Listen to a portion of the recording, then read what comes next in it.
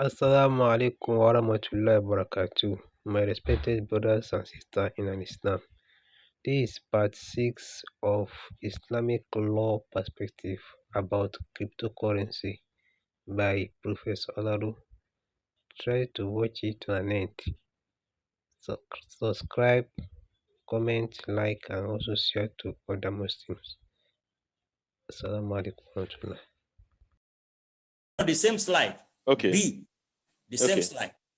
Still on my opinion. I've given my opinion on those who base their judgment on regarding it as currencies. I'm now talking about those who base their judgment on regarding it as assets. As assets. Yeah. Now, this is also not without issues. There are issues in this also. Number one issue, I don't know of any asset from the Sharia perspective that will have no intrinsic value. I don't know of any. When we talk of asset in Sharia, it means it must have an intrinsic value. Now, how can you describe cryptocurrency as an asset? And again, you will agree that it has no intrinsic value. So that's also an issue that will not make some of us to agree totally that cryptocurrencies are mere assets. The issue number two, we claim or they claim that cryptocurrencies are assets, but today they are being widely used as currencies. And we know in Sharia, dealing in asset is not the same as dealing in currency. For example, according to Ibn al-Qayyim al-Jawzi, that iconic, notable jurist of Islam, he said one of the differences between dealing in asset and in currency is that we are allowed to trade with currency, not to trade in currency. Whereas we are allowed to trade in asset, both in asset and with asset. You can trade in asset by using your asset in trade by barter to exchange with another asset. You can equally trade with asset and trade in asset, but that is not true of currency. We are only allowed to trade using our currency, not to transform the currency itself to become an object of transaction, and that will surely lead to riba. When people do not trade, do not engage in any economic activity, all what they rely on is that I will give you my money and you pay it back after so period, and you have so percentage. So it becomes dealing in pure currency. So with these two reasons, I do not also totally agree with those respectively, with due respect, those who claim that cryptocurrencies are mere assets. Now let's move to the other view, the next slide. The next slide. Cryptocurrency, dealing or trading in cryptos is haram. Why? They base their own view on the following reasons. One, they said it is haram to trade in a currency that has no intrinsic value. Two, the high volatility in cryptos will culminate in excessive uncertainty and high risk that is akin to gambling.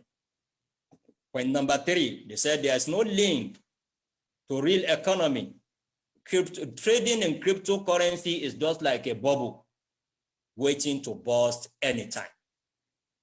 Point number four, they said cryptos are used for illicit activities. This is a very important factor. They said we are declaring, especially those formal official iftar bodies, this is where they hanged their fatwa on mainly, that cryptos are being used to perpetrate crimes, and we have a duty to prevent crime in the society.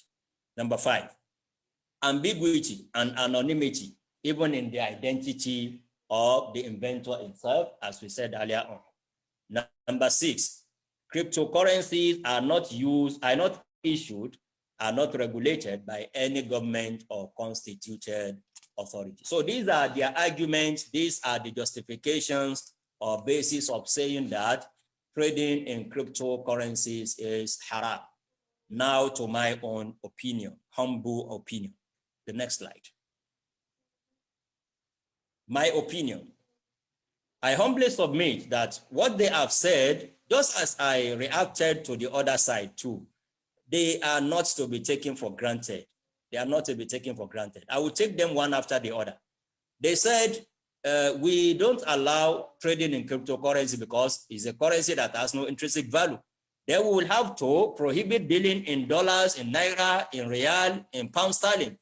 They are all fiat money. They don't have any intrinsic value. So that will actually defeat the first point. It's not a good point to say that we don't allow trading because it has no intrinsic value. Other fiat currencies also do not have intrinsic value, and nobody has come to say trading in them is haram. Number two, the high volatility issue that they mentioned is a concern, really. Like I told you, how can something move from 0.06 11 years ago and become 55,000 today, and we don't know what will become tomorrow? Is a real concern. It must be a real concern. But my position on this is that this may not be peculiar to cryptocurrencies. When you look at countries that are ravaged by war today, go to Syria, for example, with due respect to our Syrian brothers, their currency has lost value drastically. That it was even a debate some times back in the Sharia circles that those who have debt obligation to settle in lira, that is their currency in Syria, that are so depreciated to about almost 1 million times or close to that, or hundreds of thousands or 1,000 times, even if it is 1,000 times. How will they settle those obligations? So what I'm saying in essence is that the issue of volatility is not peculiar. It may be very high in cryptocurrency, but volatility in the price and the rate of currencies is not peculiar to cryptocurrency. And as such, it cannot alone be sufficient for declaring trading in cryptocurrencies to be invalid, because this is not a peculiar thing. We'll have to address that as a problem. The volatility is too high. How do we address it? But to take that volatility to be a ground for declaring it as being haram will take us to some other controversies, because as I said, other currencies may also suffer high volatility, even though at a lesser degree from what we witness in cryptocurrency. The third is that they don't have link with real economy. Yes, I agree with them. This should be a major source of concern for us too. Like in Nigeria, like I said, how can Nigeria become third, ranking third in the whole world when we don't have an economy that ranks third in the world? We have to pay attention to that one. It's not good for our economy. That people will just sleep and wake up, deal in cryptocurrency, not creating any economic value, not adding any economic value, not creating any economic activity. That's not good enough. But again, that is not sufficient for declaring something illegal from the Sharia perspective. We have to see those ones as problems and find ways of solving them. For example, in solving this issue of no link with real economy, what I propose is that if we allow cryptocurrency, we must disallow derivatives coming from this cryptocurrency. And this is a particular problem in the world today. It's very difficult to see people trading in cryptocurrencies without associated derivatives or derivatives markets, like options, like futures, like forward sales. If we are able to separate derivatives and speculation, for that matter, from the crypto market, then we cannot say because it has no link. Not having link with the economy is a problem that must be solved separately. So what I'm proposing here is that it's not sufficient for us to declare it illegal because of this element, but you have to look at a solution. And one of those solutions is to not allow people to deal in derivatives because they want to trade in cryptocurrency. I may need to explain to some of my audience what do we mean by derivatives, options, futures, but I will just give one example for you to see clearly the danger in allowing too much derivatives in any market. The problem we had in 2008, 2009, the economic problem that we had then, the recession that followed it, was actually caused mainly because of wide use, very wide, unchecked use of derivatives. To the extent that it was estimated that derivatives market alone around 2009 or so accounted for about 600 trillion US dollars. Imagine $600 trillion. And when we look at the whole size of the world economy then, it was estimated at just about $60 trillion. We have 60 trillion real economy, and we have 500 and what? 540 fake economy. That's the implication. We are dealing in derivatives to the tune of $600 trillion, whereas the real economic activity was just put at $60 trillion. So this is an example of what we are talking of.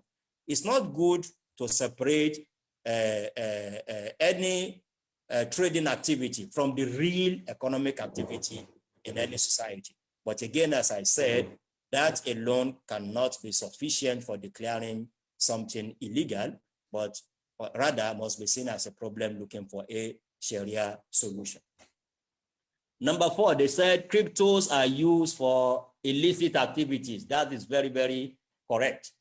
That's very, very correct. In fact, it was proved that the first years, the first years of trading in cryptocurrency, they were known in black markets. Before people start showing interest, it was people people of the underworld that were using cryptos. That's very true. But the narrative has changed. The narrative has changed, and that is why that one alone cannot be sufficient as a ground of nullity, of invalidity. Because when criminals are using it, yes, but when non-criminals are not using it, we cannot maintain the same rule. We cannot maintain the same rule. And you see in Sharia, we have a rule that says blocking the means, Saddu Dharia. But Saddu Dharia has its own parameters. You cannot say because A may lead to B, then I will disallow A because it may lead. You have to prove that it will certainly lead to B before it can be blocked in Sharia. So we cannot go into details of that one, but I think what I've said is sufficient for us to see that why I'm not agreeing with that point, that because cryptocurrencies are being used for illicit, illegal activities, yes, but the reality is that it is also being used for genuine, for legitimate economic or business activities. Number 5, the issue of ambiguity and anonymity. Yes, that's a very serious one. It's a very serious one. Even the inventor, we do not know who he was or who he is, whether he's still alive or not, whether he still hold certain amount or maybe majority of Bitcoin still under his control, that it will use to control the economy of the whole world one day. We can't say all this. But you see, we have to, that is what actually led me into going into details. I took my time to go into what is actually cryptocurrency before coming to talk about Sharia perspective, because I want to be sure I'm talking in the right perspective. You see, when we say ambiguity, anonymity is true. You can come to the crypto market with a fake name. Nobody will know you. But the reality of the matter is that if you look at that technology,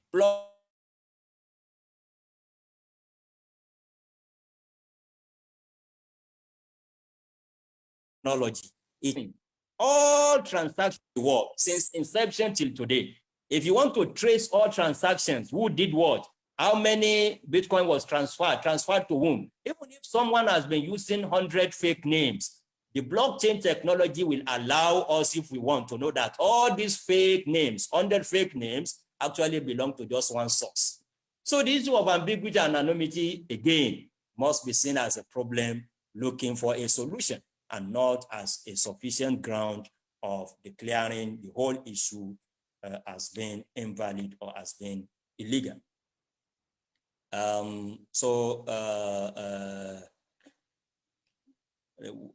That is number 5.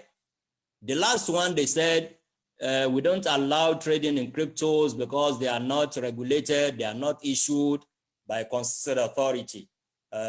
My answer to that one, I do not agree with this one too, just as a lot of researchers and scholars in the world are not agreeing, is the fact that in Sharia, there's nothing that says currency must be issued by a government. Yes, it's good if you have government issuing currencies. Do you know why? Because there are benefits attached to that. One, you will have a clear benchmark. It will be very clear. If Naira is issued and regulated by Central Bank of Nigeria, it will determine the flow. It will determine, it will even control, manage the inflation in the market. So it's good for a government to be the one issuing currency. One of the benefits of when you have a government issuing currencies is that it's a good mechanism for combating counterfeit and fake currencies, that you will have ways of knowing, oh, this is fake dollar, this is fake Naira. It's good. And it will boost the people's confidence. The wide acceptance will be there, otherwise known as Rawaj. But scholars have said hundreds of years ago, if you can guarantee all these benefits in a currency that is issued by a non-governmental entity, is allowed in Sharia. It's not a rule. It's not a must that government must be the one to issue. Government is issuing because there are a lot of benefit associated with that, but it's a matter of maslaha, public interest, interest of all. If we can have another system that will equally give us clear benchmark, we have that one in crypto. Combat counterfeit, we have that one, at least to a very certain level in blockchain technology. I've told you, they were able to solve the problem of double spending using this same blockchain technology. And it is being widely accepted all over the world now. So you can see that those benefits can also be available even in a currency that is issued by a non-governmental entity. So I think with this, we are done with the first most important issue, trading in cryptocurrency, investing in cryptocurrency market. A minute, please.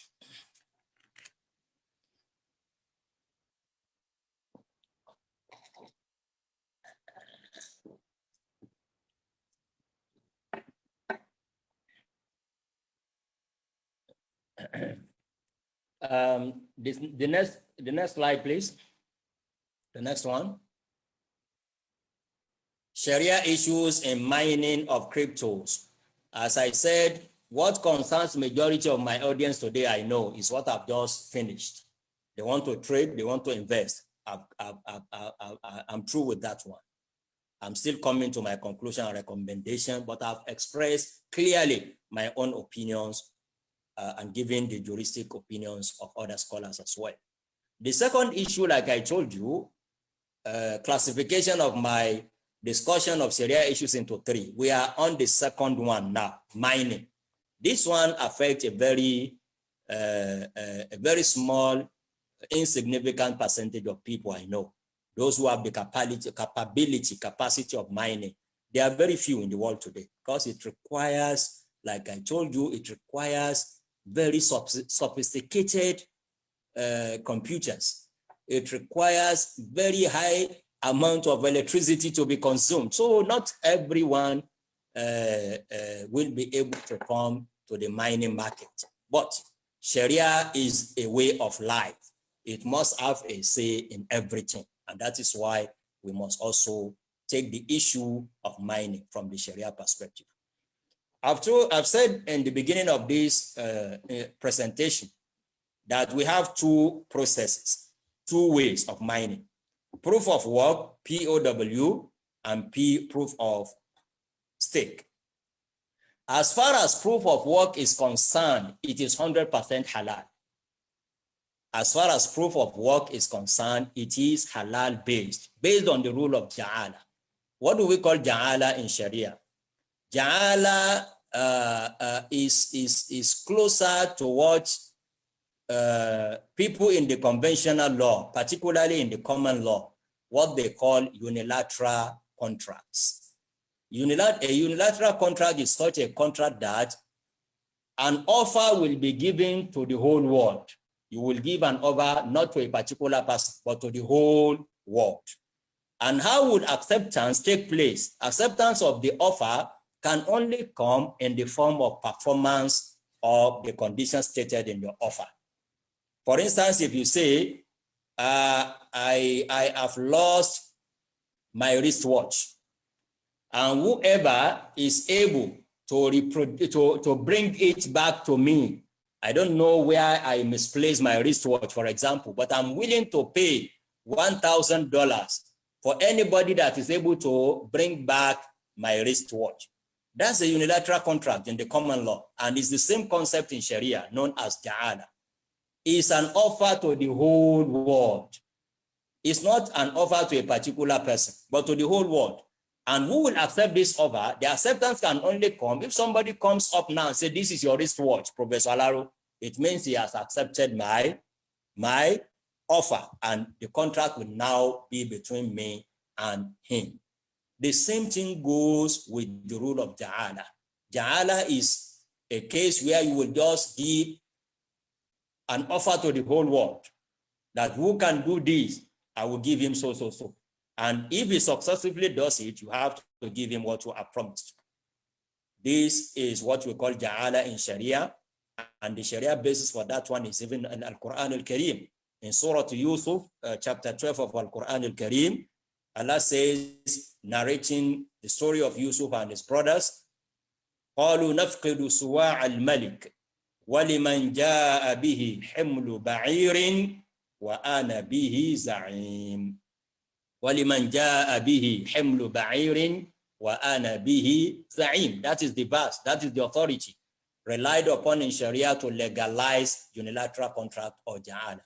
The meaning of this verse is that they announce in Egypt that we have lost the bowl or the golden cup of the king. We don't know, somebody stole it. But whoever is able to bring it back, to reproduce it from anywhere, to retrieve it from the thief, his reward will be a full camel load of provision.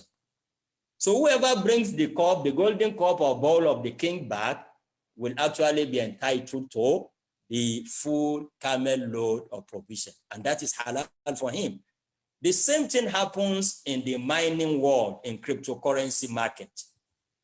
They will say, we have a new transaction, and to authenticate, to validate this transaction on our ledger, the digital ledger, the blockchain technology, these are the mathematical equations to be solved in algorithms.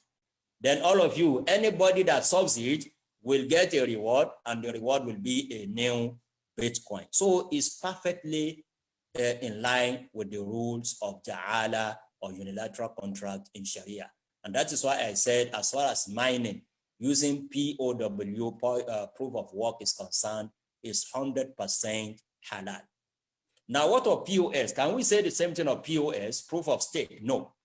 The issue with proof of stake, as I said earlier on when I was explaining those concepts, is that unlike in proof of work, your chance of being rewarded in proof of stake depends largely on the amount of money you have, on what you have staked in that coin that you want to mine. The higher the amount you have staked, the bigger, the brighter your chances of being the one who will be rewarded. That is why some scholars have reservations by saying this one looks like gambling. It's like those who are participating, juries, prominent juries in the world, are saying this is the reason why they are saying POS, that is proof of stake, as a way of mining cryptocurrency, is haram because it looks like a gambling exercise. But I have an objection to that one too. I have a different opinion. And this opinion was also expressed by Dr.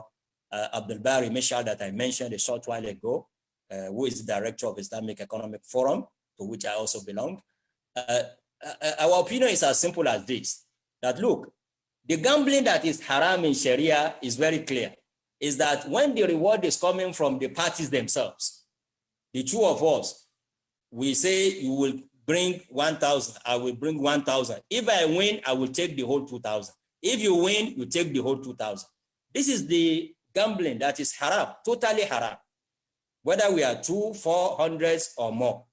Just like in the telecom and in the telephone sector now, they will say